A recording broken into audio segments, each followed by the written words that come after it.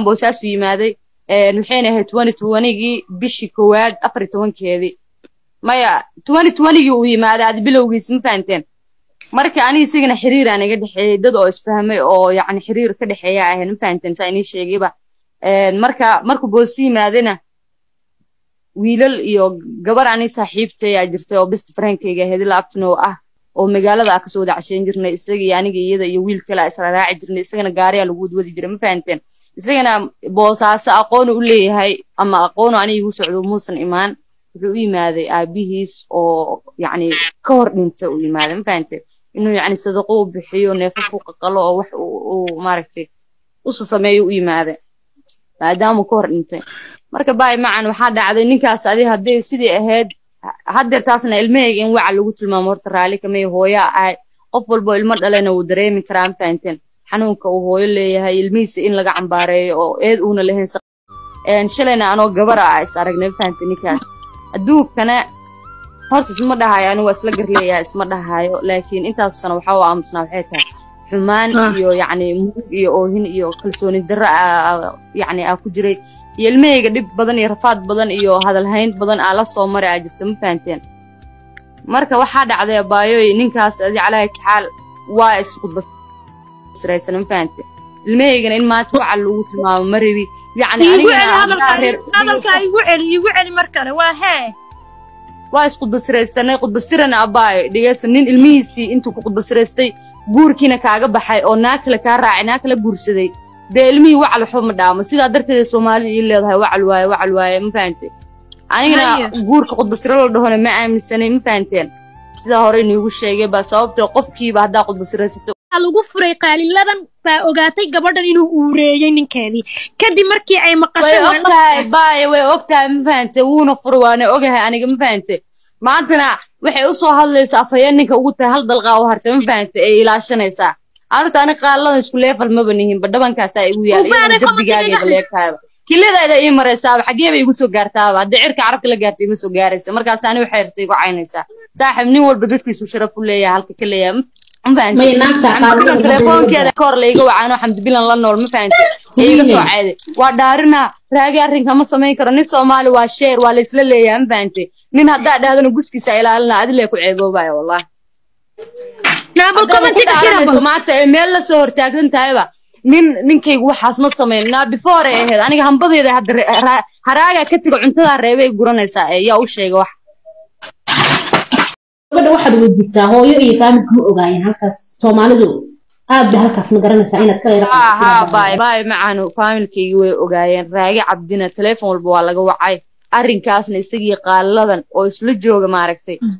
ay ka wada hadleen walaalka curidka aabahay baa wacay hadduu wacayna wuxuu ku dhahay arrinkaas jira niyahu naga soo garbac Nairobi Yurub ha nooga dhigeen laba talaabo noo jirtaa waa imaan karnaa dhahay sharciga misla tigsanaa is gabadheena xaqay kugu leedahay iyo ilmahaaga waa dhaqanaysaa dhahay anu horta mustaqbalka ma rabo mana ka sugaan fahanti waa lala hadlay waxay dhahday qaaladan before waxay dhahday haddii walaalka iyadaa la hadashay ma fahanti horjoogaba iyadaa aba meeshii nin laga rabay mar walba iyadaa ku jirta anu waa yaabanahay daaqadaa dadka waxay u haysatay marka waxay dhahday ilmahaas DNA loo kala qaadaa sidii habeen horeba dhahaysay hadduu ku cadaaday dhahday raage nin iima noqdo iimana soo hooydo nin gabar islaameed xumeeyana oo sharafna lahayn isna sharafta iska qaaday gabar reeroodna sharafta ka qaaday iima soo hooydo hadalkaasna waa u joogaa ilmahayga horta waana salaame reer TikTok assalaamu calaykum waraxmatullaahi wabarakaatuh midxigta waxaa rabaa inaan ka hadlo gabadhan u dhaho qaaladan fahanteen arrinkay ka hadlayso ila dhegeyso inta Nairobi imaatid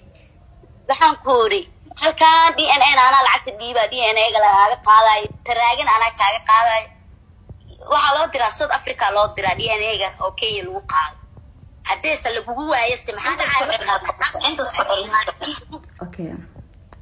waxay dhahdeen haddii lacal DNA ga aan lacagtiisa xitaa dhiibo Nairobi na imaatid sharcigaasna lagu kala baxo hadduu wiilkaas DNA ga yeelan waayo yaa maxaa ku wajiya ilmaha ka reebana xabsina ku ureysan bent laakiin hadduu lacala qaaladan uu ku soo baxo waxaan anu la shirtaga waxa ogahay bent saaxib ismana ceebeenahay bent waxa ogahayna haddii bari soo baxaan DNA sharcigaas ku kala baxno wajiga ku yaal aad meeshay kartaa teeda kale waa sax Soomaalina Maxamed oo ku garaad fahanteen saxii khaladna way saaraan fahanti dad negative iyo dad positive na isugu jiraan fahanti taasna dadka dhan ka wada isma qof walba fikir gooniya ku jira asxaabe fahanteen marka sawirkaas aa u jeedin hadda horteeda dhigay waraagii wiilkiisa fahanteen maahir marka asxaabe sadar muuqdo su'aal ka dhan ninkaasna is ogyahay jawaabta sugaayana inuu isagu markaas soo hadlo waayo wax kale ma sugaayba ilaahi wa inna ilayhi raaji'uun 2023 ya ma waxa idinad intaan ina maqlo naagi dalka soo fariisato tiraahdo waan qarabtay waa liiga qarabtay soo yaacay waxa weeye afaarahasan suubiyay na waxa soo tila qarsan jiray ya ceebaha soo tila qarsan jiray ta kale ilmaha yarka soo moogid in waxa weeye ay fakta u geysanaysid oo waxa weeye noloshiisa inta ka dhiman cuqdad iyo rafaad iyo bilaad uu ku noolaanay na ilmaha inta dhaxdu xiratid ma taqaan hada qurbaa joogtidna de waxa weeye xuquuq bay ku leeyihiin waxa weeye dawladda ku biisho hada Soomaaliya joogtidna de waxa weeye soos gay ee walbaada qaraabatay balaay ku dhacday baasan la arag afa ku dishay na ilmaha yarka niyada ka xanuunjinin oo noloshiisa intuu si fiican ugu noolaado hada rabtid ma taqaana kulay adaa dhibaatada soo geystay ya dhaxdu inta u xirta ayr korsadu aabahay aawa ku dhahana diyaaradu raacay aduu Soomaali joog diyaaradu raacay dibna muusan soo laabanin bala ku dhacday baasan la arag مولیه بار کنار ده مل سوفر استروان خرابته وعليه خرابته الصياعة سبحان الحي باقي نايل ما يركن يدك حنون يدك حنون تي يا تهذا كله وحوي هدي أتربت إنه عابيو سومالي محمد وحوي نحريس بدن أو كعلون جل أحسن مجرو يا المها نتسأب بوجعلين يا هذا دي لد المير بايستا أو دبات السنة اللي عابيا ربا المها اللي يقول عابيو يا والو عابين لها oo ilmahaaga waxa way xitaa waxa laga yaabaa in kafaaladooda la qaadi lahaa soo xagartay ma laakiin waa maxay xabta inta leeg naaxisho oo il gabdhaha yarkaay waxa way gadaashaada ku soo jiro wada u furin bisikii salige hadda naagul binaalka soo fariisada ma rabtaa ay tiraado waa qarabtay naa diinta iyo sharafta iyo qiimaha iyo waxa way damiirka Soomaalnimo ilaaliya gabdhow naagtaanne waxa soo badii wiiga yaaween kulay waxba kuuma harsane ya la laabo waxa la timid public la laabo oo waxa tiraada shaydan baa iga soo yeersiiyay subhanallahi na waxa iskor ma lagu sheekan jiray hada Soomaali joogtid kulay waa qaraabatay ilmaha seeti de inay caafimaad iyo wanaag ku soo baxaan ugu ma aadan tala geline soos geeyo ka saban oo waxa tiraada anigu ma aadan dhalin hadii kale waxa inta dhaxdu xirtid aabaha haduu ku weydiyo waxa tiraada garan meeno aabaha wuu diyaaradu raacay iska dhig subhanal hayyin baaqi salaamaad gabdhow xishooda oo waxa weeye ilaahay subhanahu wa ta'ala wuxuu dhahay wala taqrabu sina innahu kana fahishatan wa sa'a sabila